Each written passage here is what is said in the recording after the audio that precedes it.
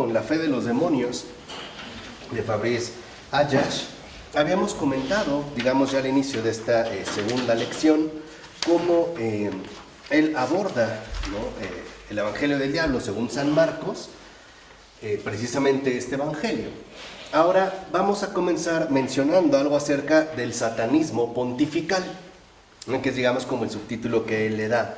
Y a pesar de que hemos visto ya algunas alusiones con anterioridad, Ayash menciona que lo más fuerte de este Evangelio está justamente colocado en el centro, o sea, en el centro mismo de este Evangelio.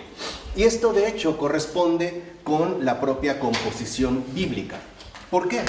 Porque lo mismo que el candelabro judío de los 7 brazos, por lo regular, en medio, ¿no?, del Evangelio o de la Escritura, se coloca, digamos, aquello que soporta el todo. Por ejemplo, en medio, en el centro del libro del Éxodo, está el Decálogo. Y el Decálogo es literalmente la columna vertebral de el Éxodo.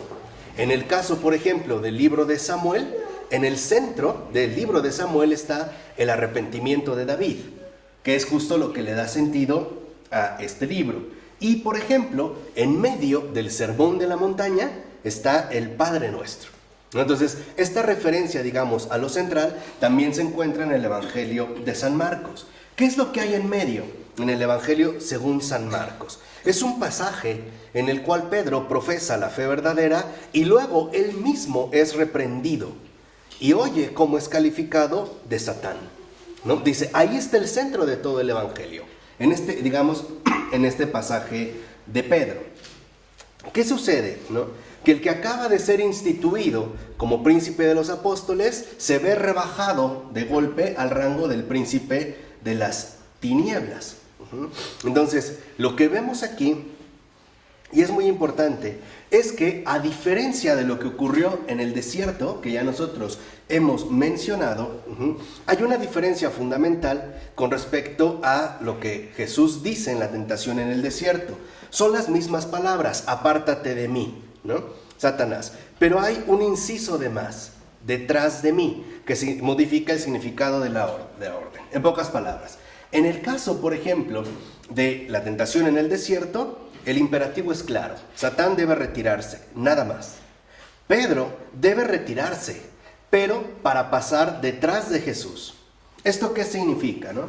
Que en este sentido, por ejemplo, es una acusación, ¿no?, la reclamación que le hace a Pedro, pero que brota precisamente como una admonición de el amor. Entonces nosotros vemos, por ejemplo, cuando dice en el Evangelio de Marcos, capítulo 8, versículo 34, llamando a la gente a la vez que a sus discípulos, les dijo, si alguno quiere venir en pos de mí, niéguese a sí mismo, tome su cruz y sígame. Entonces aquí, digamos, hay como algo importante, y es que teniendo en cuenta la oposición que establece Jesús al reprenderlo entre lo que es de los hombres y lo que es de Dios, también se nos quiere prevenir de algo muy importante, y son los peligros que conlleva todo tipo de soberanía. Este sería, digamos, como el primer factor fundamental. Todos los peligros que conlleva cualquier tipo de soberanía. Por ejemplo, el hecho de que se forme una atmósfera de adulación o de despotismo, de autoritarismo e incluso de amor al prestigio. Y aquí es donde vemos cómo, por ejemplo, estos peligros de toda soberanía no solo están presentes en el mundo laico, por ejemplo, en el caso de reyes o autoridades, sino también en el mundo eclesiástico. Y este es, digamos, como el una llamada de atención muy fuerte que Jesús le hace precisamente a través de Pedro. Entonces, lo primero, en pocas palabras, es que Jesús asimila este peligro que involucra toda soberanía como el riesgo de la mundanidad. Y es este riesgo de la mundanidad al que le gusta empañar la cruz para transformarla más bien en una cosa totalmente diferente. Entonces, de acuerdo con ello, precisamente, ¿no?, recuerdan el pasaje del Evangelio cuando Jesús le dice, primero les ha dicho, ¿no?, con cuánto tiene que sufrir, y él le acaba de decir, ¿ustedes quién dicen que soy yo? Y Pedro ha dicho, no, tú eres el Hijo de Dios, no el Hijo del Altísimo. Ok. Pero inmediatamente después que empieza a ver de lo que tiene que atravesar, Pedro lo lleva aparte y le dice, no, Señor, no lo permitas, que eso a ti no te ocurra. Y Jesús le dice, apártate de mí, Satanás. ¿No? Este es, digamos, como el evangelio concreto. Cuando dice, ¿por qué tu forma de pensar no es la forma de pensar de Dios, sino de los hombres? Este es como el contexto. Ahora, cuando se refiere a lo de los hombres en este sentido, es que Jesús le hace ver a Pedro que hay situaciones humanas que pueden coincidir con, por decirlo así, las preferencias de Satán. ¿Qué es esta coincidencia entre lo humano y lo satánico? Por ejemplo, el hecho de que ya no solo se trata de buscar que Jesús se aparte de la misión, sino ante todo impedirla. En este caso, por ejemplo, cuando Pedro le dice literalmente que no vaya a la cruz. Y esta es, digamos, una coincidencia peligrosa. Entonces, por así decirlo, Satán lo que busca son dos cosas en concreto. La primera es asesinar a Cristo. Ese es el primer punto, ¿no? Lo que busca es asesinarlo, destruirlo. Pero hay otro propósito que él busca, y es que Cristo sea amado de mala manera. Y esa es otra situación diferente. Por decirlo así, distorsionar todo lo que tiene que ver con el verdadero amor. Quizá, y eso es lo que se cuestiona Ayash, muchos de nosotros decimos amar a Cristo, pero probablemente lo hacemos de mala manera, es decir, no según el espíritu de la verdad, sino según la mundanidad que a nosotros nos suele seducir en este sentido bastante. ¿Vale? Vamos en este punto. Entonces, aquí hay como una pregunta fundamental. ¿Cómo un desconocimiento puede ser entonces mejor que un saber angélico? ¿O cómo es que el ateísmo, por ejemplo, en el fondo, puede ser menos malo que ese amor de mala manera al propio Jesús? Este es, digamos, como el punto, ¿no? Por eso vamos a iniciar la tercera lección, que es la lucidez de las tinieblas. Y para ello vamos a comenzar por la carta del apóstol Santiago, en su capítulo 2, versículos 14-19. ¿Qué dice en esta carta a Santiago? Dice, ¿de qué sirve, hermanos míos, que alguien diga, tengo fe, si no tiene obras? ¿Acaso podría salvarlo la fe? Si un hermano o una hermana están desnudos y carecen del sustento diario, y alguno de ustedes les dice, vete en paz, ¿no? Calentaos y hartaos, pero no les da lo necesario para el cuerpo, ¿de qué sirve? Así también la fe, si no tiene obras, está realmente muerta. Y al contrario, alguno podrá decir, ¿tú tienes fe? Pues yo tengo obras. Pruébame tu fe sin obras, y yo te probaré por las obras mi fe. ¿Tú crees que hay un solo Dios? Haces bien. Pero también los demonios lo creen y tiemblan, ¿no? Este es, digamos, como el pasaje. Entonces, aquí es justamente en esta carta del apóstol Santiago donde se afirma como tal la fe de los demonios. También los demonios creen y tiemblan. Ahora, es interesante que Santiago utiliza el verbo pisteien. Utiliza el verbo pisteien. Y que, por ejemplo, no es diferente al que se usa casi en todas partes al hablar del creer de los fieles. Por ejemplo, cuando Jesús se dirige al jefe de la sinagoga a propósito de la muerte y de la resurrección de su hija, no temas, solamente ten fe, que está en Marcos capítulo 5, 36. Ahora, en cuanto a ese otro verbo que expresa el efecto de esta fe, phrisein, solo aparece aquí en todo el Nuevo Testamento y alude al mismo tiempo al miedo, al estremecimiento y al frío. Entonces, si hablamos de pisteien, estamos hablando básicamente de el creer de los fieles. Pero cuando Santiago dice, también los demonios lo creen y tiemblan, no utiliza pisteien, sino phrisein.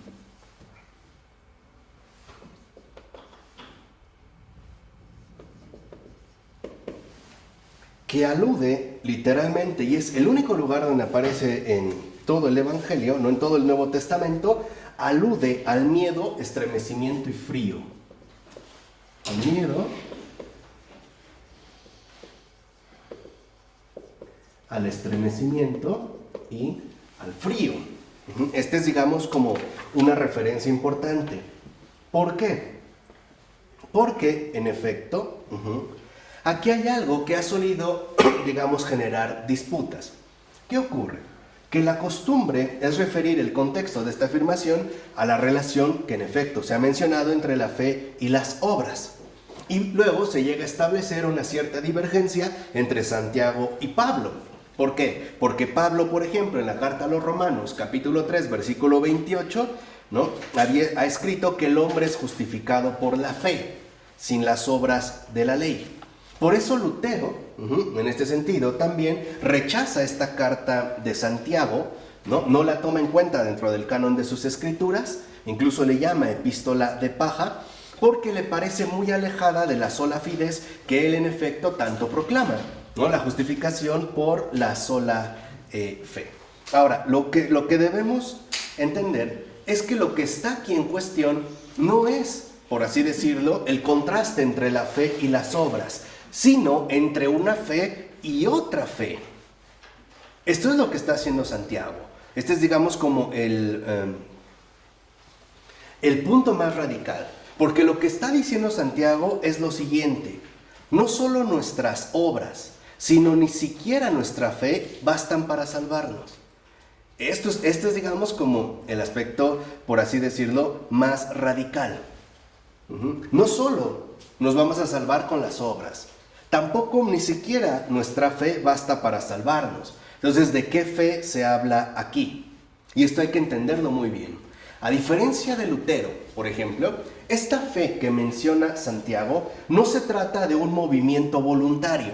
Por ejemplo, hay personas que te dicen, es que debes tener fe, como si fuera algo que tú debieras extraer por tus propias fuerzas, ¿no? Como algo interior que tú tienes y que debes como de exaltar, ¿no? O de trabajar. No. Incluso Santiago, por ejemplo, tampoco habla de la fe como de un creer a alguien o de un creer en alguien que implique someterse a él o al menos otorgarle la propia confianza. No, se trata de una certeza especulativa, o sea, de creer que esto es verdad. Y este es, digamos, como un aspecto muy importante. ¿Por qué? Porque para Santiago lo importante es que nosotros realmente creamos la verdad, que creamos en efecto la verdad. Por ejemplo, Beda el Venerable retoma esta distinción que es entre creer algo y otra cosa es creer en algo. Creer algo y creer en algo. Entonces dice, por ejemplo, San Beda, creer que Dios es, creer que lo que Él dice es verdad, eso pueden hacerlo los demonios. Eso ellos lo pueden hacer. Pero creer en Dios, eso solo lo alcanzan los que aman a Dios. Es decir, solo aquellos que no son cristianos solo por el nombre, sino por la vida y por los actos. Entonces, una cosa es creer que Dios es, vamos a decir, creer lo que Él dice, o incluso creer lo que lo que dice es verdad. Pero otra cosa es creer en Dios. En pocas palabras, el creer en Dios implica ir hacia Él. Esta es la gran diferencia. Porque yo puedo creer en lo que está diciendo Jesús y no obstante no verme movido a ir hacia lo que Él me está diciendo. Simple y sencillamente, yo puedo escuchar sus palabras, ¿no? y seguir siendo igual en mi vida, sin tener, por así decirlo, un encuentro auténtico con Él. Entonces, creer en Él, creer en Dios, involucra ir hacia Él. Eso es lo que los demonios no hacen. Los demonios le creen a Dios, pero no creen en Él. No sé si me explico. Los demonios sí le creen a Dios, saben que lo que Dios dice es verdad, pero no van hacia allá. Ellos están, por así decirlo, resguardados en la mentira. Muchos de nosotros, en efecto, a veces hacemos exactamente eso. Creemos que lo que Dios dice es verdad, pero no vamos hacia allá.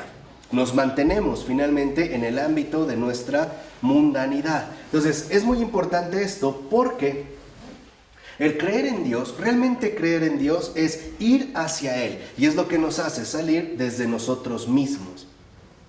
Esto significa que si creer en Dios implica ir hacia Él y por lo tanto es lo que nos hace salir de nosotros mismos, es que tendemos a Él por el amor. Y aquí es donde entra el punto. Creer en Dios es ir al amor. Eso significa literalmente creer en Dios, ir hacia el amor. Por eso los demonios no creen en Dios, porque no creen en el amor. No creen, digamos, en este sentido en Dios. Le creen a Dios, pero no creen en Él. Tan no creen en Él que están totalmente apartados de Él. ¿Me explicó? Ese es el friseín. Es la creencia, sí es una creencia, pero ¿no? Cargada del miedo, el estreñimiento y el frío, porque literalmente está fuera del amor. Es totalmente lo contrario al pisteyein, el creer de los fieles. ¿Qué significa entonces creer en Dios? Vivir del amor. Ese es creer en Dios. El creer de los fieles es un creer en Dios. Y por lo tanto es vivir de Él. Salir de mí mismo para dirigirme hacia Él. Y por lo tanto entrar al ámbito pleno del amor. Por eso San Agustín subraya que la diferencia se encuentra bajo afirmaciones idénticas. Pedro dice, tú eres el Cristo, el Hijo de Dios vivo. Los demonios dicen también, sabemos quién eres. Tú eres el Hijo de Dios, el Santo de Dios. Fíjense, lo que dice Pedro, también los demonios lo dicen. Son las mismas palabras, pero no el mismo espíritu. ¿Por qué? Porque los demonios lo dicen para que Cristo se aleje de ellos.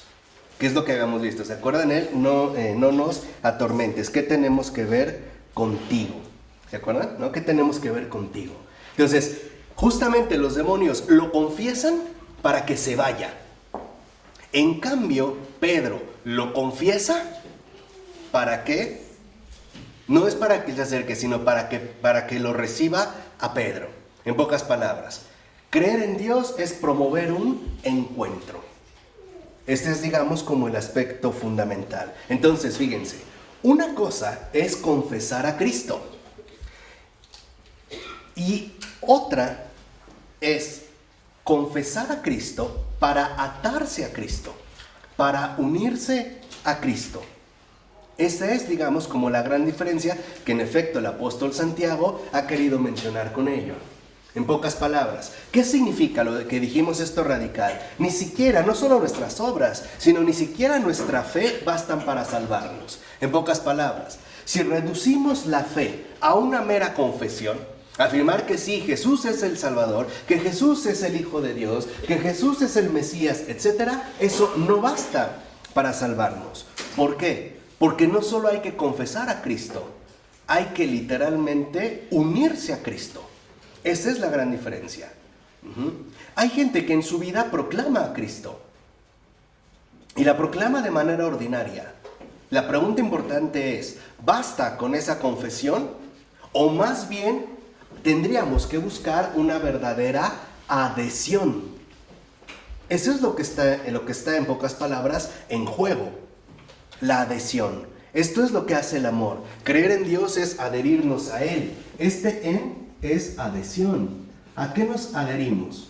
Adhesión al amor. Y esto es lo fundamental. Mucha gente puede hablar de Jesús, sabe quién es Jesús, hasta los demonios lo saben, lo confiesan, pero no se adhieren a Jesús. Por decirlo así, lo confiesan de boca, pero su corazón no está con Jesús. Este es, digamos, como un punto central que no podemos pasar de largo. ¿Por qué? Porque, por ejemplo, como dice Adjas, hay quienes confiesan a Cristo para arrojarlo lejos. ¿Qué tenemos que ver contigo? Es lo que decíamos. Yo sé quién eres, Jesús. Eres Dios. No quiero que te metas en mi vida, porque sé que tus exigencias son muy altas. Dice, y por eso, por ejemplo, Mucha gente sabe quién es Jesús y por eso no va a confesarse. Precisamente por eso. Sabe quién es, pero no va a confesarse. Porque la confesión es adherirme a Él. No digamos en la parte más débil de mi vida. Dice, o hay quienes en efecto saben bien a quién reciben. E incluso pensemos en la Eucaristía, ¿no? Con la hostia, ¿no? El cuerpo y la sangre de Cristo. Y dicen, amén, sí, para medio masticarlo y después escupirlo mejor. ¿Qué es lo que hacemos? Entonces no basta con confesar a Cristo. Hay que adherirnos a Cristo. La confesión de Cristo hasta los demonios lo hacen. Eso no es sorprendente. Lo que es sorprendente en este caso es la adhesión. Por eso Tomás de Aquino añade todavía mayor precisión a esta cuestión. Por ejemplo, a la distinción entre creer en Dios, ¿no?, y creer que tal es Dios, añade el creer a Dios. Ahora hay, digamos, como un punto importante, el creer a Dios, que es más, dice Tomás de Aquino, que un acto de confianza. Es un creer a partir de Dios que se revela. En pocas palabras, creer a Dios es reconocer que es el Eterno el que ilumina nuestra inteligencia, ¿no?, y nos conduce a acoger una revelación que supera nuestras fuerzas naturales. Y aquí es donde entra, digamos, una cuestión central. Los demonios justamente no quieren nada que los sobrepase, ni en la voluntad ni en la inteligencia. Los demonios creen y se enorgullecen de ello, a partir de su propia capacidad intelectual. Se sienten regocijados. Para ellos lo importante es que nada en efecto los supere. Por eso, por ejemplo, para ellos los milagros que rodean a Jesús, la verdad que sale de su boca, bastan para hacerles deducir su identidad mesiánica. Y aquí entra también como un factor importante que nosotros debemos de reconocer. Número 1,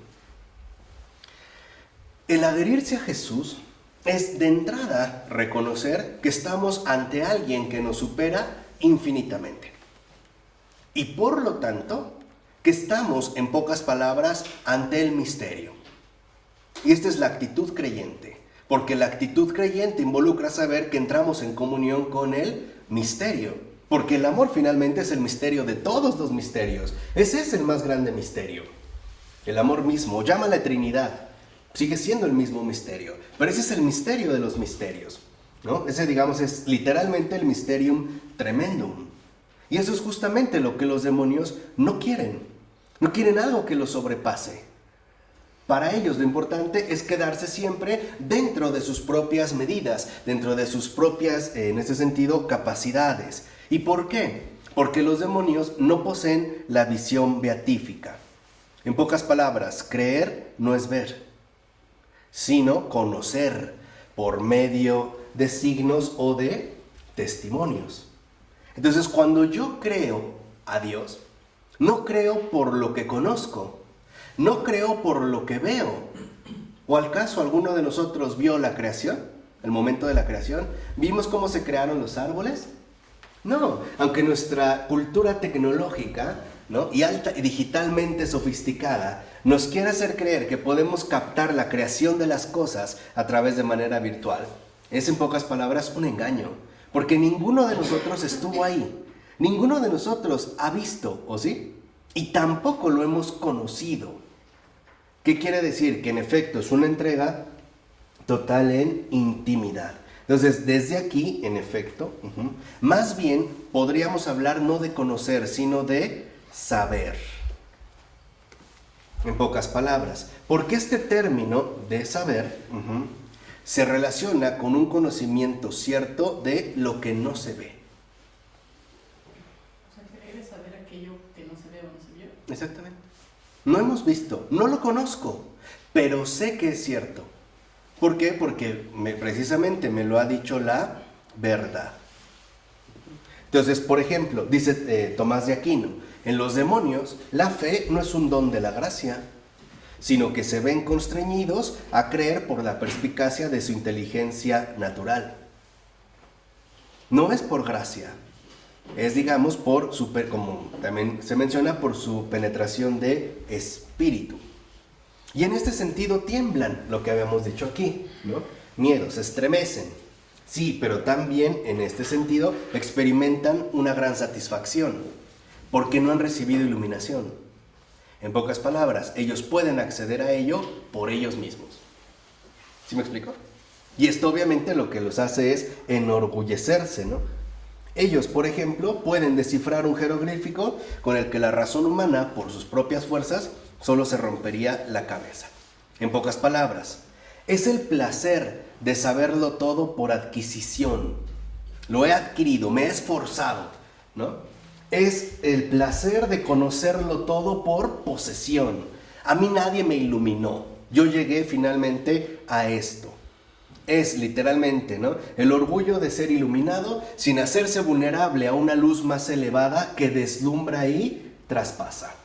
Este es, digamos, como el perfil de los demonios. Entonces, esto es importante, ¿por qué? Porque en efecto hemos visto el creer que, el creer a y el creer en. Y San Marcos, desde el comienzo, plantea una cuarta posibilidad: creer en Dios. No en el sentido de ir hacia Él, sino el de encontrarse dentro de Él. Ya no ir, por decirlo así, a un encuentro, sino literalmente encontrarse dentro de Él, encontrarse en Él, dentro de Él, en este caso dentro del Señor, como si uno estuviera literalmente, ¿no?, rodeado por su mano.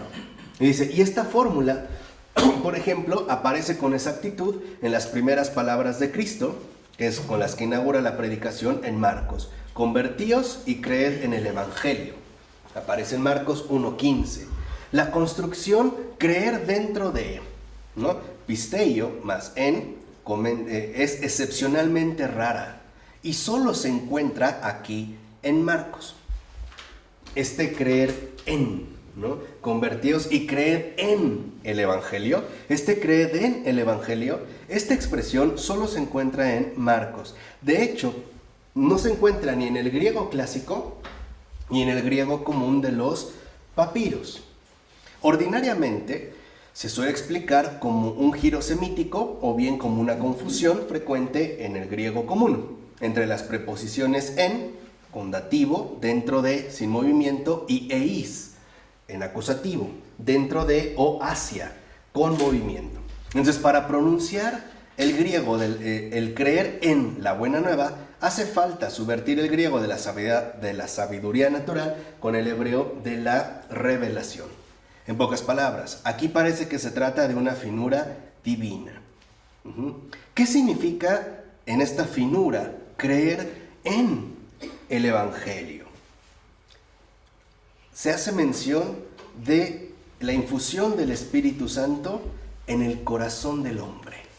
Cuando Jesús dice en Marcos, convertíos y creed en el Evangelio, lo que está diciendo es, cambien su actitud de encerramiento y déjense iluminar, sobrepasar y traspasar por el propio Espíritu Santo.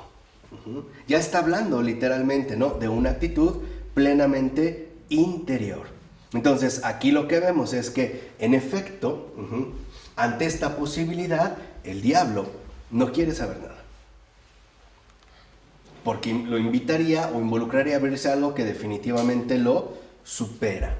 Entonces, cuando literalmente Jesús dice, convertíos y creed en la buena nueva, está diciendo, conviértanse y crean dentro de Dios, haciendo una referencia a aquel que vive literalmente en sus entrañas. Entonces, no basta con saber. Hay que literalmente, como dijimos, adherirse a Él desde dentro, vivir ya no solo creerle a Dios, sino vivir en Dios, estar plenamente dentro de Él, entrar, digamos, de lleno a Él. Entonces, aquí, digamos, bajo esta línea, ahora podemos comentar cómo se pasa de ángel a demonio. ¿Cómo es que literalmente se ha dado este paso? Y el demonio sabe lo que hace mucho mejor que nosotros. Sabe perfectamente bien lo que hace, mucho mejor que nosotros. En este sentido, lo hemos visto, también es mejor teólogo que nosotros. También podemos decir que no hay en él ninguna debilidad de la carne.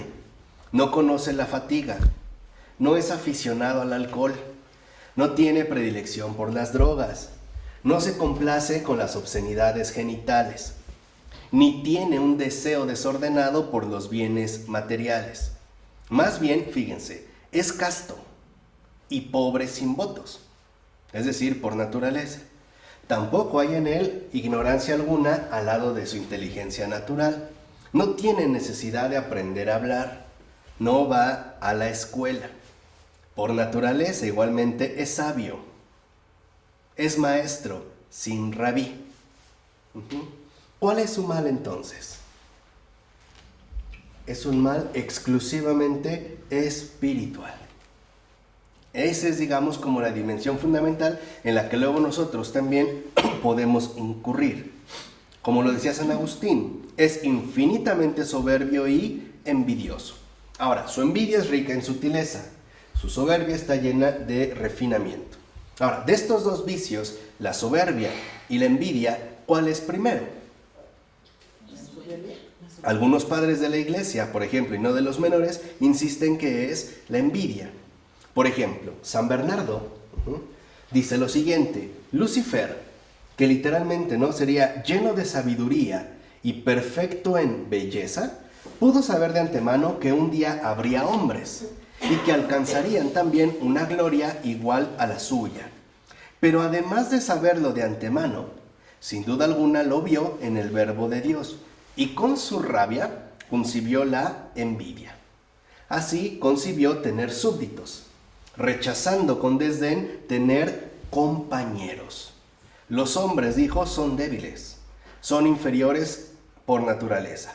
No les conviene ser mis conciudadanos ni mis iguales en la gloria. Lo dice San Bernardo en el sermón sobre el Cantar de los Cantares, ¿no? Lo que vemos es que es curioso que al menos en esta perspectiva de San Bernardo, el diablo es como un puritano, ¿no? Pareciera que eleva una protesta, más o menos como la siguiente: ¿cómo?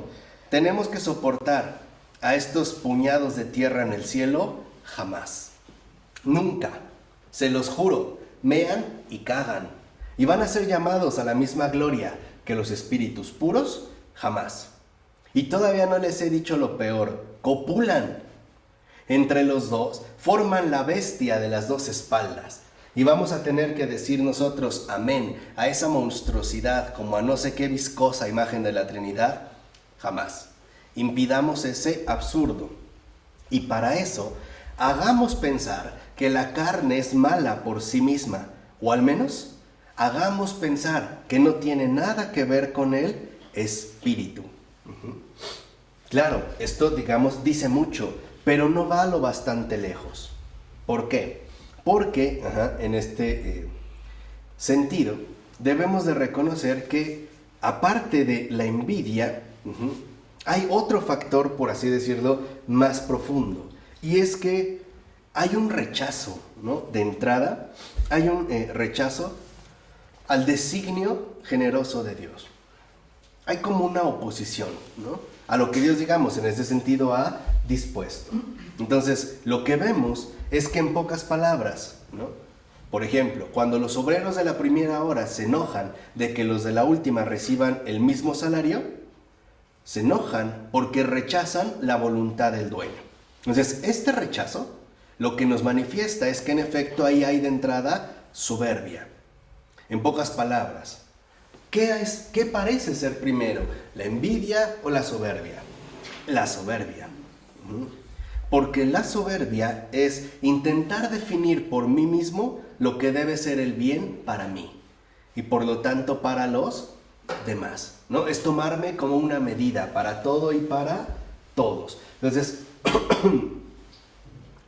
lo que sugiere en este sentido la soberbia es que cada uno se salve a sí mismo, que cada uno literalmente encuentre su propia salvación como mejor le parezca. Por ejemplo, Hay quienes consideran y lo dicen, no, pues yo no voy a la iglesia ni me confieso, ¿para qué? Si yo soy buena persona, es más, hago muy buenas obras, hago mucha caridad, nunca le he hecho mal a nadie, cuidé 20 años a mi madre enferma, soy un donador VIP de sangre, ¿no? Incluso cuando muera voy a donar mis órganos, y pensamos que ya con eso es suficiente. Y ahí está la soberbia. O sea, la soberbia está en que caemos en la tentación de querer fabricarnos una salvación a nuestra propia medida. En pocas palabras, pareciera que lo que estamos buscando fabricarnos nuestro pequeño cielo privado. En este sentido, la soberbia, en efecto, digamos también la podríamos definir en términos de autosuficiencia. Entonces, lo que vemos es que en la soberbia ahí radica literalmente el pecado demoníaco. La soberbia de fondo, en términos espirituales, significa decirle a Dios no y sí a uno mismo. La soberbia en el sentido espiritual es tú no, o sea, Dios no, yo sí. Tú no. Tú que eres Dios y la verdad, no. ¿Eres la verdad? Sí. Pero yo quiero realizarme o autorrealizarme de otra manera. Por ello podemos entender cómo, por ejemplo, para hablar de él sin rebajarlo con una soberbia comparable, para explicitarlo un poco como lo siente él, habría que afirmar que el demonio es el que dijo sí, o también el que no cesa de repetir Señor, Señor. Tal vez esto nos puede resultar como muy tentador, ¿no? Como muy provocador, pero se encuentra en la propia palabra del Señor. Por ejemplo, en la epístola de Judas se nos advierte que es peligroso despreciar al demonio. Dice el apóstol Judas: en cambio, el arcángel Miguel, cuando altercaba con el diablo, no se atrevió a pronunciar contra él juicio injurioso, sino que dijo: que te castigue el Señor. Entonces debemos pues esforzarnos para imitar a San Miguel, en dar a Satán nombres de ángel mejor que nombres de pájaro. Entonces, lo que debemos también reconocer es que no lo podemos tratar de limitar o, en este sentido, minimizar.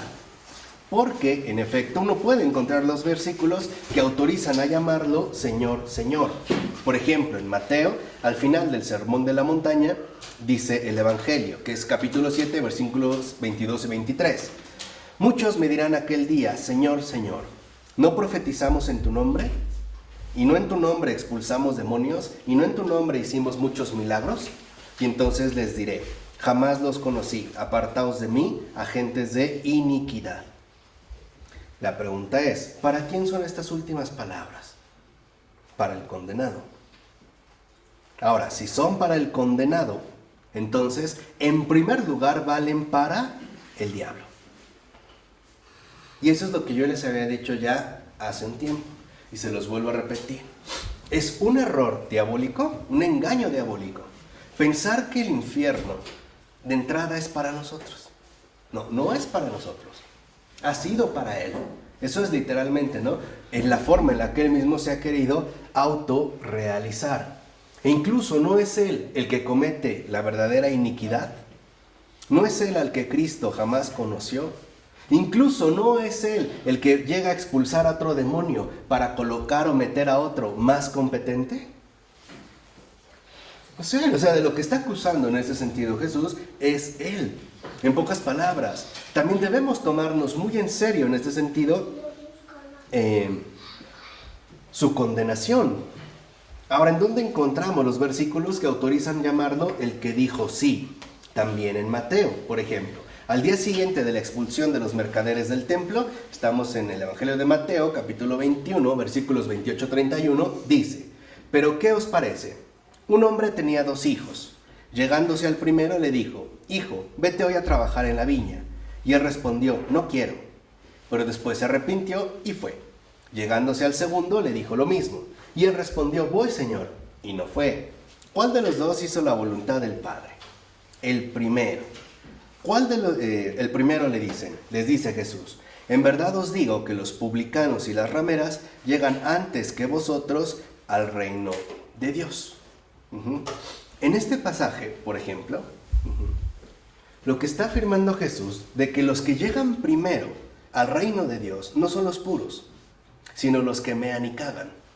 Aquellos de los que el propio diablo se ha burlado, ¿no? Y ha intentado en ese sentido denigrar. Entonces, no hacer la voluntad del Padre es el pecado mismo, pero lo que lo radicaliza es haber prometido que esa voluntad sí se iba a cumplir. Esto es, digamos, como el pecado espiritual, digamos, la radicalidad del pecado. Es primero haber dicho que sí, para finalmente haber terminado en un no. En su propia exaltación, lo primero que hace, por decirlo así, Lucifer, es decirle sí a Dios, en esa grandeza. Pero cuando prevé el plan que el Señor tiene, ahí es cuando finalmente Él ya dice no. Y esto es justo lo diferente al santo. El santo es el que dice no. Pero, después de un arrepentimiento, ese no se convierte en un sí. El demonio, por el contrario, es el que dijo sí, pero cuyo sí disimula un no, sin remordimiento alguno. ¿Cuántos quizá de nosotros no nos hemos casado bajo esa forma demoníaca? Dijimos sí y terminamos con un no. Dijimos sí, que era para siempre. ¿Y cuánto nos duró? ¿Cuánto permanecimos juntos? ¿Cuántas veces le dijimos sí, por ejemplo, a tener hijos? Y terminamos con un no, descuidándolos, destruyéndolos, abandonándolos. ¿Cuántas veces comencé con un sí? Le dije a alguien, amigo o amiga, ¿para qué? ¿Para terminar abusando de ella? ¿Para terminar destruyéndole la vida? ¿Para terminar literalmente, ¿no? En este no rotundo. ¿Cuántas veces comenzamos con un sí y acabamos con un no? Eso no es de cristianos. El cristiano puede decir un no, pero tras un arrepentimiento y un discernimiento, ese no se convierte en un sí. Nosotros, al parecer, nos movemos justamente por lo contrario. Desde las pequeñas cartas de amor que a lo mejor en nuestra juventud hirviente escribimos, ¿no? My best friend forever, etcétera, ¿no? Te voy a amar siempre. ¿En serio? ¿Cuánto duró? ¿Hasta dónde llegó tu sí? ¿Hasta dónde llegó nuestro sí? O en las situaciones que realizamos a diario. Veamos nuestra inestabilidad contemporánea. A muchas cosas les decimos sí y terminamos con un nefasto no. Le dije sí a levantarme temprano todos los días. ¿Cuántos días? ¿2? ¿3? Le dije sí, por ejemplo, a irme a correr. ¿Cuánto tiempo? Le dije sí a terminar la prepa. No acabé. Le dije sí a cambiar mis actitudes. No lo hice. Dije sí a tener otra vida. No lo hice. Es seguir finalmente esta misma estela. Por eso debemos seguir esta línea y entender dos palabras que son empleadas por el segundo hijo. El que le dijo en este sentido, voy, Señor, y no fue. 1. La segunda palabra es Señor. El otro, el primero, solo dijo, no quiero. No llama a su padre Señor. Y este es un gesto muy importante en el Evangelio. ¿Por qué? Porque ese empleo manifiesta en el segundo una relación menos filial que servir, basada en el temor más que en el amor. Quizás en la burla, como cuando alguien le dice, ay, sí, jefe. ¿No? Como si alguien llegara, a lo mejor mi esposa, y me dijera, ándale, recoge tus calcetines. Sí, jefe, lo que usted diga. Es burla. ¿Sí lo captamos?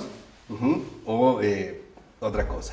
Pero aquí lo que en efecto, lo que vemos es que en el sentido importante, es que la primera palabra, en este sentido, se traduce con frecuencia por entendido, voy.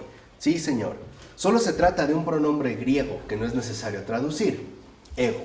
O sea, en el contexto significa aquí estoy, a tu servicio. Pero este ok encubre un goodbye. Este aquí estoy significa aquí estoy yo. Sí, ahí voy. ¿Cuántas veces te dijeron, apaga la computadora y vete a dormir? Voy. Ahí está el diablo. Eso es lo diabólico. Ahí está justamente la soberbia.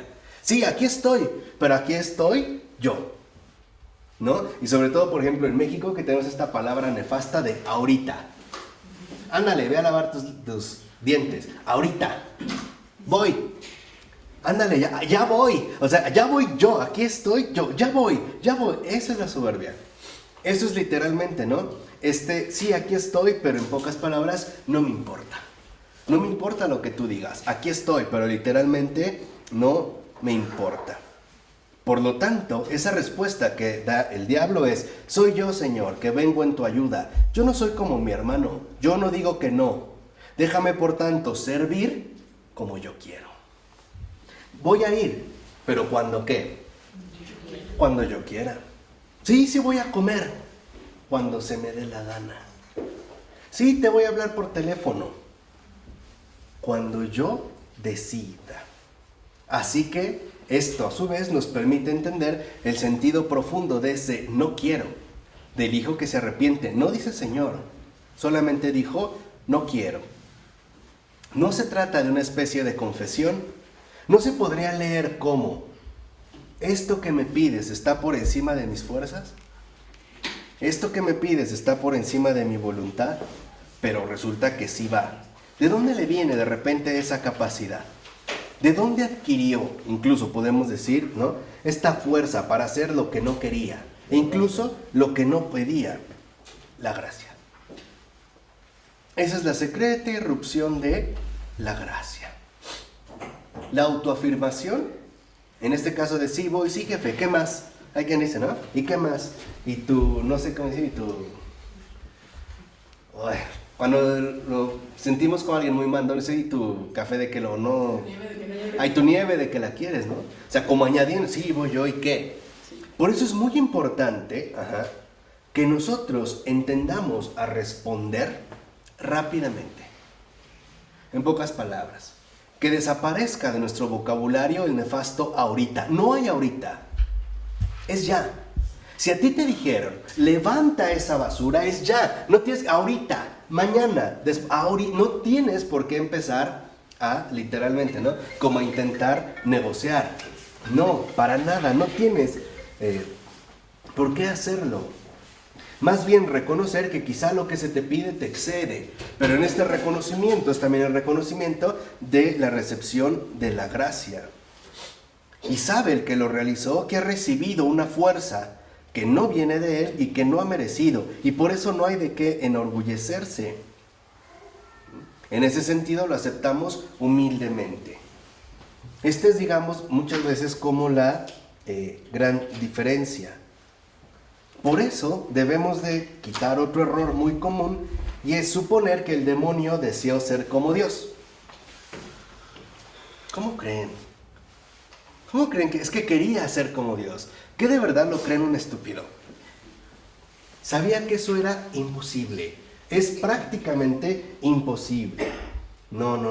Más bien, dice por ejemplo Tomás de Aquino, sabía por conocimiento natural que ello era imposible. Sabía perfectamente bien el abismo inseparable que separa a la criatura del Creador. En este sentido, dice, más bien, no buscaba cambiar de naturaleza. Por ejemplo, dice Tomás de Aquino, ninguna realidad perteneciente a un grado de naturaleza inferior puede desear un grado superior.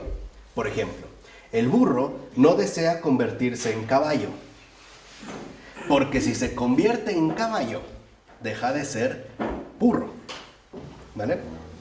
Digamos, en este sentido. Entonces, cambiar de naturaleza equivale a una destrucción de sí mismo. El burro no desea convertirse en caballo, aunque sí puede desear, por ejemplo, sin dejar de ser burro, por ejemplo, adquirir mejores cualidades equinas, como podría ser la velocidad. Quiero ser un burro, pero más rápido, ¿no? O el adiestramiento, etc.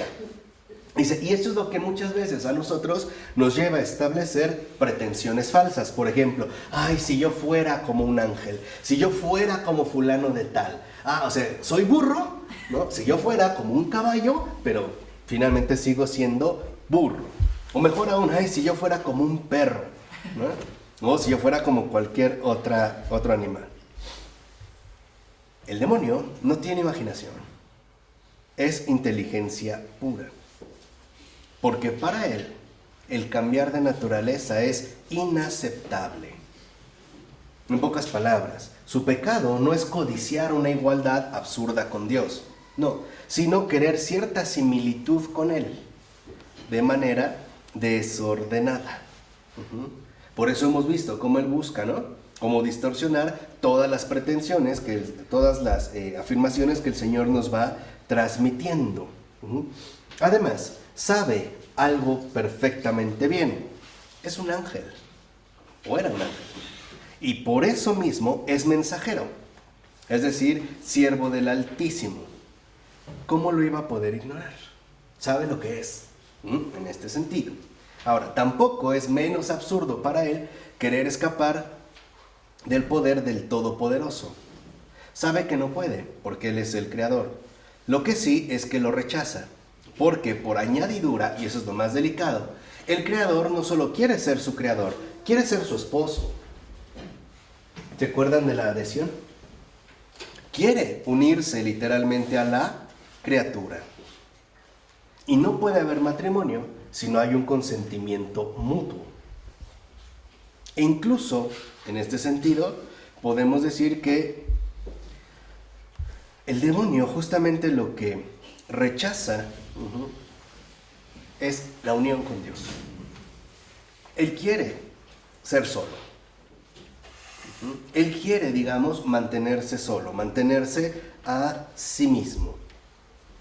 Y en este sentido, por ejemplo, lo que vemos es que en pocas palabras, el demonio está lleno de confianza, pero en sí mismo. Como muchas veces nosotros también nos movemos de esa manera.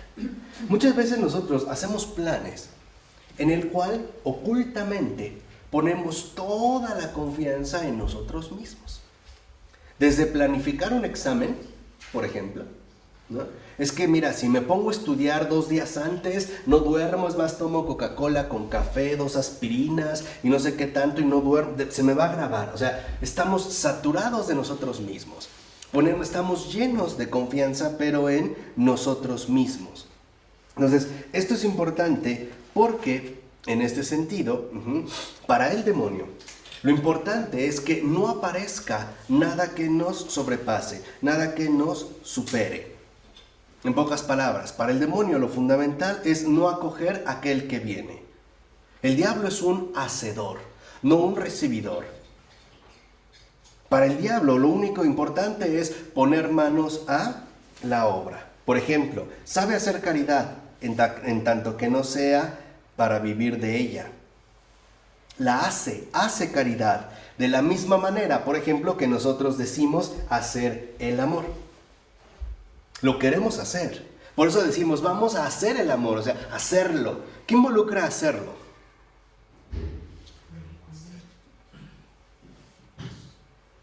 ¿Qué decimos? ¿Por qué hablamos de hacer el amor? ¿Por qué? ¿Por qué decimos vamos a hacer el amor? Un acto voluntario. Exacto, un acto voluntario que literalmente no lo tenemos que hacer por nuestra propia cuenta. Y por eso ya vemos lo que ha resultado, desde la pornografía o el gangbang y todo lo que podemos apreciar. Yo no me imagino diciéndole a mi niña a través de una película pornográfica, mira, así se hace el amor. Eso es hacer el amor. Y en realidad tendría razón, eso es hacer el amor. Pero eso no es vivir el amor. Esta es una situación en este sentido muy diferente. ¿Por qué? Porque para nosotros lo importante muchas veces es lo que nosotros queremos y seríamos capaces de hacer. En pocas palabras, aquello que podemos conseguir por nuestras propias fuerzas, no por el medio de la gracia, sin intervención. Sin que nadie literalmente se entremeta con nosotros. Por eso lo decíamos al inicio, el creer de los fieles a la creencia de los demonios. ¿Cuántas veces nosotros decimos que creemos en Dios? Sí, igual que los demonios. En pocas palabras, ¿crees en Dios? ¿Y qué cambios reales ha habido en tu vida? ¿Qué ha habido? ¿Qué cambios hay? ¿Vas a misa? ¡Qué bueno! ¿Comulgas? ¡Qué bueno! Dijimos, eso no los impide, ¿eh? Eso no impide. Muchos los endemoniados estaban en la sinagoga, ¿no? Eso no lo impide. O sea, no, eso no es nada raro. La pregunta es, ¿cuáles son los cambios auténticos que ha habido en tu vida? Esa es la vida de gracia. Es lo que nosotros quisiéramos realizar por cuenta propia y aquello que en efecto sabemos, nosotros lo debemos a la gracia. Porque lo más radical es que la gracia no pide nada a cambio. No pide absolutamente nada a cambio. Es el don enteramente, absolutamente gratuito. Es literalmente el mundo puro de la pura gratuidad. Hoy para nosotros esto ha desaparecido. Ejemplo, si se perdió tu perrito y alguien te lo lleva de nuevo de regreso, ¿cuál sería tu respuesta casi inmediata? ¿Y después? ¿Cuánto te debo? No, nada, no, en serio. ¿Cuánto es? Nada. Ay, muchas gracias, pero así como raro, ¿no? O si alguien, por ejemplo, de repente me quisiera tratar muy bien con gratuidad, de entrada levantaría nuestra sospecha. ¿Qué me vas a pedir? ¿Qué va a pedir a cambio? Algo quiere, ¿no? Si el hijo de repente está haciendo su cuarto, algo va a querer. O sea, la gratuidad no existe. Es lo que vean, o sea, y esto es literalmente terrible, porque quiere decir que en efecto nosotros ya no pensamos bien, sino que también nos hemos mal acostumbrado a pensar mal. Porque en último término, lo más difícil consiste en que la gracia no reclama de nosotros hacer, sino dejar que Dios haga en nosotros. Esa es la gran diferencia. La gracia no reclama hacer, sino dejar que Dios haga en nosotros. Y lo único que hacemos es responderle al Señor a través de no ser obstáculos a ese amor libre, ¿no? Pero el demonio, por ejemplo, no quiere donarse. Él no quiere. Él quiere desarrollarse a sí mismo. Él no quiere, por así decirlo, tener deuda con nadie, cuando no ha sido algo impuesto. Dice Ayash, yo me lo imagino perfectamente montando un curso extraordinario de desarrollo personal. ¿No? Como que está tan de moda, ¿no? Convirtiéndose en el coach de los winners, abasteciendo de almohadas a quien no tenga dónde reclinar la cabeza. Es más, me lo imagino perfectamente bien aplicándole la eutanasia al varón de Dolores.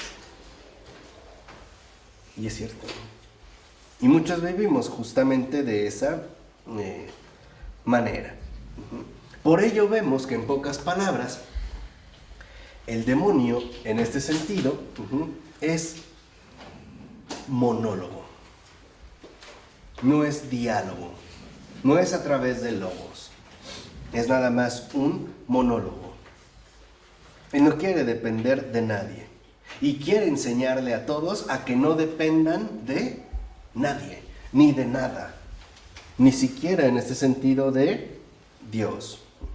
Dice, por ejemplo, el diablo, yo quiero ser el verbo que no ha sido proferido, la palabra que no procede de ninguna escucha, el puro monólogos.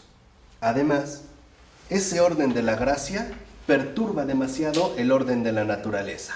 Nosotros, ángeles, espíritus puros, tendríamos que adorar la humanidad de Cristo. Nosotros, ángeles, espíritus puros, tendríamos que venerar como reina nuestra a esa hebrea, a la Virgen María. ¿Virgen de qué? ¿Virgen de qué? Si se deja abrazar incestuosamente por el espíritu del Padre y del Hijo.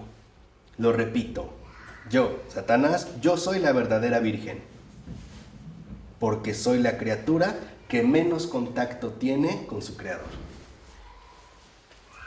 ¿Se dan cuenta que ya el grado literalmente de perversión, ¿no? En este sentido, al que llega? Por eso el diablo afirma, esas obscenas bodas de la gracia me dan asco. Esa orgullosa comunión en la divinidad no la aceptamos. Respondemos, aquí estoy, a cualquiera que quiera fabricar su felicidad, no sin Dios causa primera, por supuesto. porque por fuerza salimos de él, pero sí sin Dios esposo último, porque podemos no volver a él. Y este es, digamos, como un nivel radical en este punto. Para el diablo, lo importante no es negar a Dios, es no volver a él, no reunirse con él. Dios nos ha creado, pero para Dios la creación no es suficiente. Digamos que la creación literalmente apunta a una situación mucho más grande, que ya lo había explicado en su momento Pablo, hasta que Dios sea todo en todos. Aquí lo que vemos es que sí hay una posibilidad. Dios nos ha creado, pero podemos no volver a él. Y este es, digamos, como el drama fundamental de la libertad humana. Y este drama fundamental de la libertad humana, no solo, que ahorita estamos comentando, no solo lo hemos vivido, por ejemplo, a partir de esta situación de pecado, también en nuestra vida ordinaria. Si mi esposo me dijo que sí iba a trabajar, ¿qué me asegura que va a volver? Podría no volver. No está obligado a volver, ¿o sí? A los que tienen novio, novia, esposo o esposa, ¿por qué vuelven a casa o por qué volvemos a casa? ¿Qué nos ha obligado? El amor. Y el amor, entonces, no es una obligación, es una liberación de toda esclavitud. En pocas palabras, volvemos porque somos libres para poder realizarlo, pero no lo podemos asegurar. Y sabemos que hay muchos casos donde el papá de repente le dijo a su esposa, ya me voy a trabajar o voy a la tienda, ahorita regreso. Y han pasado 20 años. Pero nunca dijo dónde estaba esa tienda. O tal vez era una tienda inexistente que él sigue buscando de por vida. No hay una garantía. Y esto es muy importante para que vean cómo Dios no obliga a la criatura. La respuesta que literalmente Él espera de toda su criatura es una respuesta enteramente libre, no obligada, no forzada. Por eso vemos cómo literalmente el diablo, por ejemplo, no niega la creación. Él sabe que él es una criatura. No, lo que niega es la unión. Esto no. Ese es el punto central que él niega. Por eso no es que quiera ser como Dios. Él quiere ser el mismo, sin referencia final a Dios. Él sabe que lo ha creado, pero no quiere literalmente la consumación. No quiere literalmente, ¿no?, integrarse o adherirse, como dijimos, al amor. Eso es precisamente lo que él no quiere. De tal manera que entonces, en este sentido, dice, por ejemplo, incluso retorciendo las palabras, humilde.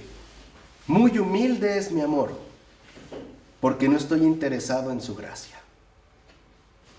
Yo no soy interesado como aquellos que en efecto la buscan. Igual como los que dicen, yo no hago nada, no hago nada bien a nada. Exactamente. ¿Verdad?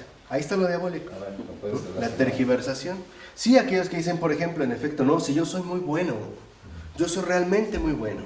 He ayudado a mucha gente, pregúntenle a mis vecinos, a mi familia, ¿no? Una vez me dejaron encargado un perrito y yo se los cuidé 2 meses, ¿no? Yo les di leche, ¿no?, de mi pecho para ese niño desnutrido que estaba a punto de morir, y yo los cuidé. Soy realmente muy bueno y no le he pedido nada a nadie. O sea, pero lo que vemos es que ahí hay una exaltación, donde en efecto se rechaza todo lo que no venga de ellos, ¿no? Son ellos lo que a partir de esa extraña, ¿no?, humildad, si es que puede llamarse así, se colocan en primer lugar.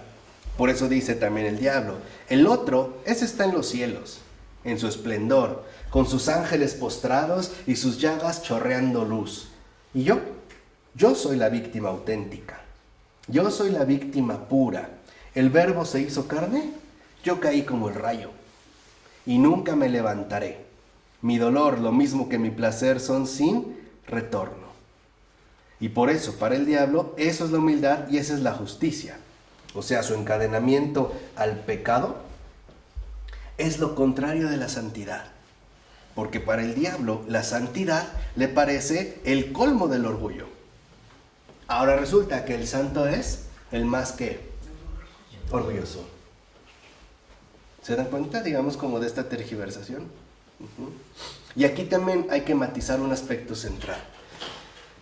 También es cierto que en la línea protestante hay como un rechazo de lo santo y de los santos, porque se supone que como una vil criatura, ¿no?, de carne y hueso que mea y caga, puede, ¿no?, suponer que en efecto es portador de santidad o que Dios habita en él. Pero esto es un perfil también ciertamente diabólico. ¿Por qué? Porque no se está reconociendo el amor gratuito de Dios mismo, que puede hacer absolutamente todo, y que el santo es santo no por los milagros que realiza, sino por la apertura que ha hecho a Dios. El santo es santo no por lo que ha hecho, sino por lo que ha dejado que Dios haga en él. Esa es la santidad. La santidad en ese sentido, podemos decirlo, es disponibilidad, es apertura. No es planeación, no es ejecución. Es docilidad. Este es, digamos, como un perfil que muchas veces olvidamos o que pasamos fácilmente por alto. Y aquí hay que tener ciertamente mucho cuidado. ¿Por qué? Porque a veces también tendemos a temer que si alguien dijera que es un santo, está como incurriendo en un pecado de soberbia.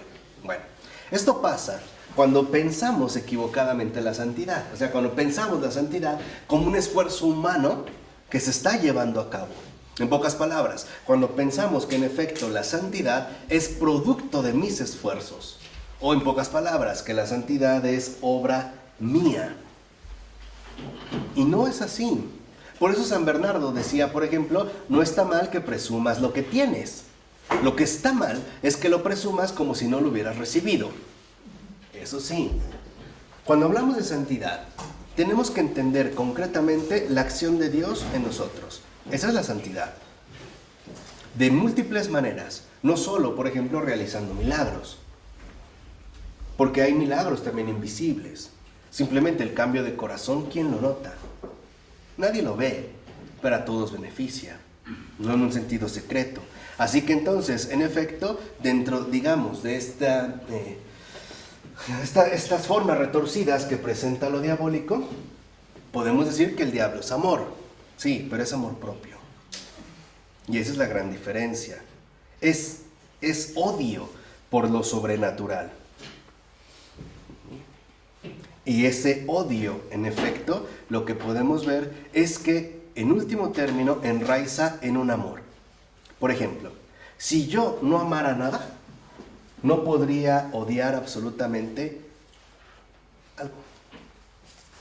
Si yo no amara, no podría odiar. O sea, antes del odio está el ¿qué? El amor. Es como la duda, ¿no? Decía Wittgenstein. Toda duda presupone una certeza. Para que yo pueda dudar, debo de tener algo cierto, si no, no puedo dudar. Lo mismo pasa en el odio. Para odiar, primero hay que amar. Así. ¿Pero cómo pasa esto si él ya no tiene la capacidad de amor? Es lo que vamos a explicar ahorita. Okay. Sí la tiene. Por ejemplo, dice, ¿no? Si amo algo, odiaré justamente lo que sea contrario a la cosa amada. Por ejemplo, si el santo ama a Dios, detestará el pecado.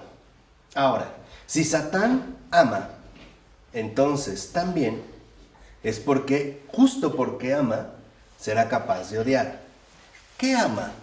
A sí mismo. Satán solo se ama a sí mismo y odia todo lo que no es él mismo. Odia en ese sentido todo lo que no es mismo. Sino que en este sentido, por ejemplo, debemos entender que el amor a uno mismo no es malo, si es para la comunión que Dios da. Incluso es el fundamento del amor al prójimo. Amo la vida, la amo obviamente también en mí, en los demás, y deseo comunicarla a todos. Pero ese amor a uno mismo llega a ser perverso en la medida en que no se abre a lo que lo supera. Se transforma en ese amor propio, por ejemplo, del que Santa Brígida decía que mejor se debería de llamar amor propio. Entonces, lo que vemos es que encubre un secreto vicio. Dice, por ejemplo, en lo demoníaco, yo soy propiamente el amor. Y el otro, el que exige el éxtasis y el abandono en brazos de otro más grande, no es más que desprecio de uno mismo. ¿Qué significa? Dios es amor. ¿Qué es el diablo? También, pero amor propio. Lo único que odia, y por eso odia todo, odia absolutamente todo lo que no sea él mismo. Y odia todo lo que no sea él mismo porque se ama únicamente a sí mismo. Y aquí es cuando vemos un aspecto central. Dios es amor. Y este amor prevalece en todo, en todo. Aunque este amor conduzca, por ejemplo, a distorsiones tan radicales como las que aquí justamente estamos nosotros comentando. Por eso lo que vemos es que, por decirlo así, el diablo es alérgico a lo sobrenatural. ¿Se acuerdan cuando nosotros vimos con Pavel Florensky el A es igual a A? Con el cual Florensky exponía, digamos, bajo esta figura lógica, el principio de identidad, el yo. A es igual a A. ¿Qué significa? Que para A, lo único igual a sí mismo es lo que vale, que es lo que se llama el principio de identidad. A es igual a A. Pero esto supone que entonces A no es igual a B, no es igual a C. O sea, excluye todo lo que sea, en pocas palabras, ¿qué? No yo. Diferente, exactamente. El no yo. De tal manera que el A igual a A es el yo, ¿no? Es la autoafirmación. O como le llamaba también en ese sentido Florensky, la aceidad. Bueno, este yo cerrado, esto es el amor propio. Pero es amor. Es el amor propio que termina odiando todo lo que sea diferente, A, B, C, D o lo que quieras. Todo lo que no sea yo mismo. Ese es el amor propio. Yo mismo. Por eso se acuerdan cómo en el infierno se grita, 3 no es 3, soy yo. Es esto. Hay un amor, pero hay un amor propio, únicamente un amor a sí mismo. Entonces, por ejemplo, lo que vemos es que el diablo es como alérgico a lo sobrenatural, a todo lo que, digamos, amenaza con esta estructura. Por ello, cuando, por ejemplo, siente la cercanía de lo sobrenatural, lo reconoce y exclama, por ejemplo, ¿qué tengo yo contigo, hijo de Dios? ¿Has venido para atormentarnos antes de tiempo? Ojo, ¿qué teme aquí? ¿La reclusión en el infierno? No.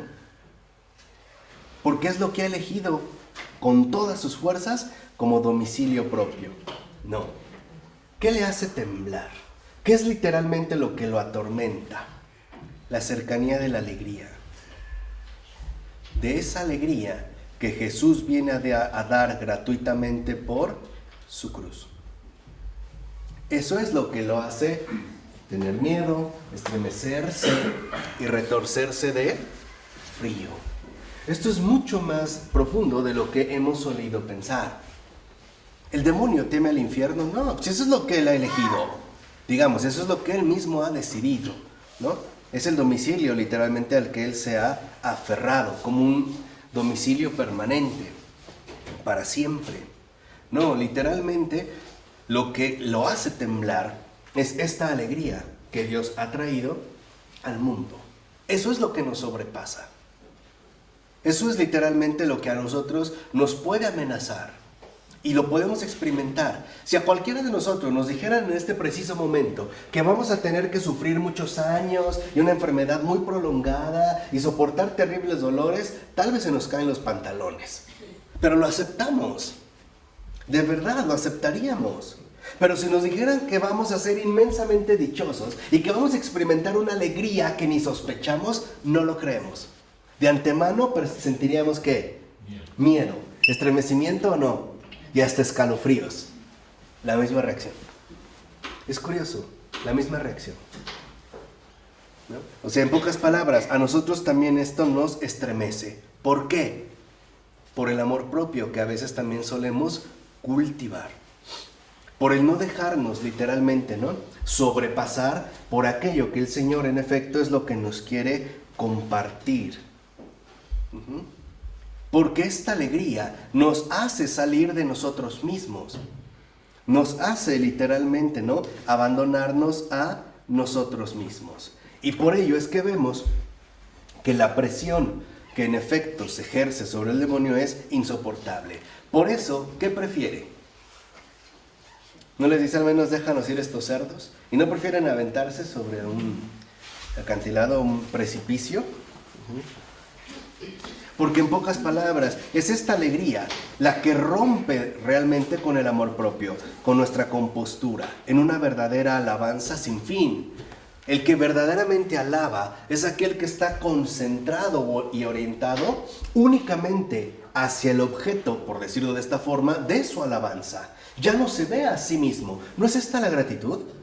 ¿Alguna vez realmente se han sentido en verdad agradecidos? ¿Qué ha pasado en esa gratitud? ¿No es cierto que solo en la gratitud uno sale de sí mismo? Se te olvida todo y literalmente todo se concentra en aquello de lo cual te ha venido, por ejemplo, esa dicha. Aquello hacia lo cual diriges literalmente toda tu atención, ¿o no? Esa es la gratitud. De otra manera no sería gratitud. Si por ejemplo alguien dijera, ¡ay, mira lo que te traje! ¡Ah, gracias, no esperaba menos!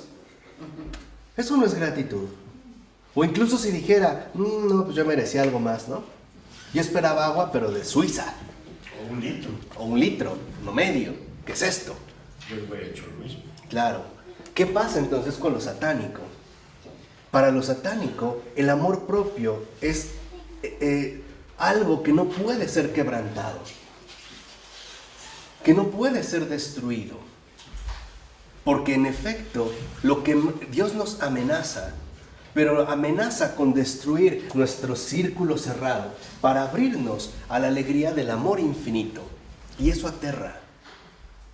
¿Quién de ustedes realmente cree, en el sentido radical, quién realmente cree que puede ser amado como no se imagina? Feliz como ni sospecha. Ninguno. Pero si les digo, ¿quién se puede imaginar una vida bien desdichada? Fácil, como anillo al dedo. No tenemos problema. Literalmente no tendríamos problema. Porque entonces podemos comprender en este sentido cómo frente al grito, por ejemplo, de alabanza que se contiene en el nombre del arcángel Miguel, Quius ut Deus, ¿quién es como Dios? Si lo ven, esa es la lucha de San Miguel Arcángel. No le dice, mira, ya viste, yo también estoy fuerte, o también tengo mucha fuerza, ¿no? Simplemente se dirige literalmente, ¿no?, al resplandor de la verdad. En esta asamblea, en este conflicto, Lucifer lanza otro grito. Quis ut ego. ¿Quién como yo solo? ¿Sí lo ven? La alabanza siempre nos dirige al otro, a Dios. Como San Juan Bautista. ¿Qué es lo primero que hace, por ejemplo, cuando ve a Jesús acercarse al Jordán? Este es. Lo señala, ¿no? Este es. O sea, dice él. No dice, miren, yo se los enseñé, es él, pero yo lo vi primero, ¿no? Yo se los dije, yo se los hice ver, no. Se olvida de sí mismo y solo se concentra en él. Eso es creer en Dios. Creer en Dios es olvidarse absolutamente de uno mismo para concentrarse únicamente en Él. Eso es creer en Dios. Este es literalmente como el movimiento fundamental del creer en Dios. Eso es justamente lo que el diablo no realiza, porque no quiere, es justo lo que no quiere y nunca ha querido, y no quiere hacerlo jamás. No quiere que se rompa esta estructura férrea. Para él solamente lo único que cuenta es el yo, ¿no? Finalmente, el yo. Por ello no podemos suponer que muchos hicieran como si el ángel malo ignorara que Dios es amor. No es cierto. Esto es mentira, es un error. Por ejemplo, ¿qué menciona el diablo? ¿Tomar al Salvador por alguien que nos pierde? Claro que no. Viene a salvarnos. Es el ABC del catecismo. No. Lo sabe. Sabe, en efecto, mejor que los que creen que la redención es una bromita. Y aquí es algo, digamos, como muy importante. ¿Por qué? Porque el diablo sabe perfectamente bien que el amor a Dios nos pierde. Y eso es justo lo que él no quiere. Él no quiere perderse a sí mismo. Entonces, la pregunta es, ¿por qué está en el infierno? ¿Y por qué ahí se va a quedar eternamente? No perderse. Exactamente. Ahí le gusta. Para no perderse a sí mismo. Solo estando en el infierno se conserva a sí mismo. Es como ¿cómo podríamos llamar? Es que antes, Su reafirmación. donde por ejemplo preparan los jamones serranos. Su ámbito. Ándale, ese es su ámbito de conservación, exacto. Solo así, solo en el infierno se puede conservar a sí mismo. ¿Qué es el cielo entonces? La nación. La pérdida de uno mismo. Y lo dice el propio Jesús. ¿O no es lo que dijo en Marcos 8:35? Quien pierda su vida por mí y por el Evangelio, ¿la salvará? Ahí vemos, digamos, como este conflicto en el que está de por medio. Entonces, lo que vemos es que, en efecto, lo que escandaliza al demonio es que Dios quiera que nos perdamos a nosotros mismos. Eso es lo que le escandaliza. Eso es lo que él literalmente no acepta. Eso es precisamente lo que él no acepta. Para él, el cielo es la perdición. El que está en el cielo perdió, porque se negó a sí mismo. ¿Ven cómo es justo todo qué? Lo contrario. En pocas palabras, para Lucifer y pandilla, los santos son los losers. Sí, literalmente son los más losers de los losers. Lo mismo que los ateos que viven aquí. Claro. Es lo mismo. No hay diferencia. Claro, se perdieron, ¿no? Ellos no se lograron Lo que mantener dice- en pie. Lo que dice Pascal no es la piedad que es difícil. Ujú. Es la falta de la impiedad que nos hace La impiedad. difícil la piedad. La piedad está en ti. Ujú. Que nos lleva, digamos, como a estas posturas equivocadas, ¿no? Es lo mismo. Sí. Por eso, por ejemplo, el diablo, ¿no?, quiere salvarse de esa perdición. ¿Dónde? En el infierno. Ahí es donde él quiere salvarse. Para él el infierno es la única salvación. El no perderse a sí mismo. Por eso para él es aberrante que el Señor se convierta en pan, materia. Si él, que es un ángel, desprecia la materia, ¿cómo Dios, que es el más picudo, puede rebajarse a ese nivel? También si va al cielo sufriría más. Claro. Por eso Dios le va a invitar al cielo, a lo mejor le va a dar la gracia para el cielo, pero él no la va a querer. No, esa La va a gracia rechazar y va a ir claro, porque en el es confirmación. cielo sufriría más. ya no puede. Ya puede ser. Por eso es que definitivamente ya no puede. Por eso, ¿no? Literalmente en este sentido, el demonio sabe que el Señor quiere, ¿no?, seguir en la habitación, quiere intimar con Él, quiere arrancarlo de sí mismo. Y para el diablo esa es la depravación divina. Dice el demonio, ¿por qué no se contenta ese Señor con un agradecimiento cordial? ¿Por qué nos quiere enteramente en ese amor abandonado? Es decir, entregado hasta el extremo. Por ello, no podemos suponer que el diablo desconoce la radicalidad del amor divino. Porque en realidad el diablo es rebeldía a ese amor. Es esa rebeldía contra ese amor hasta el extremo, ese amor abandonado. ¿Por qué? Porque si nosotros literalmente lo minimizamos, nos convertimos en juguetes suyos. Porque una de sus principales trampas es hacernos creer que es más estúpido que nosotros. ¿Cuántas veces no ha aparecido la figura del diablo tontito? ¿Qué me dicen de las pastorelas? ¡Ay, qué tontito! ¿No? Híjole, al final le salió mal. Pues no es tontito. Y no hay en este sentido por qué subestimarlo. Por eso dice, en este sentido, con el diablo no se trata de jugar al más fuerte, ¿eh? Se trata de reconocernos débiles. Es decir, mantenernos a la luz de la verdad y suplicar la ayuda de el Señor. No se trata con el diablo de jugar al más listo, sino de querernos más amantes. Por ello es tan importante que entendamos que un arma excelente para vencer al demonio es la siguiente: ven, Señor Jesús. Ven, Señor Jesús. ¿Quieren realmente vencer al diablo y al infierno entero? ven Señor Jesús. Estamos a días, ¿no?, de celebrar la Navidad. La Navidad no es la cena típica que incluye ciertas comidas o las luces o adornos, ¿no? Y lo decías hace rato, que se suelen poner. No. La Navidad es el nacimiento de Cristo en un corazón humano. Y eso es lo que queremos celebrar. Queremos celebrar que Cristo vuelve a nacer, no solo en uno, en muchos corazones. ¿Y qué es ese nacimiento? El que literalmente nos lleva a experimentar ese creer en Dios, cuya gratitud literalmente nos desborda. Por eso es importante que si de repente sientes ganas o una sugerencia o esa vocecita que te dice róbate esto, mata a drógate con aquello, de inmediato reconozcas tu debilidad e implores, ven Señor Jesús. Y no te justifiques aquí sí como los tontitos que dicen es que la carne es débil. Sí, ¿por qué no invocaste la ayuda del Señor?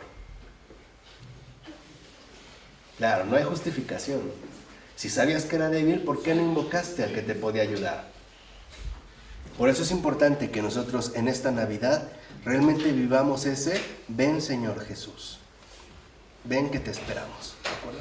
En nombre del Padre, del Hijo, del Espíritu Santo. Amén.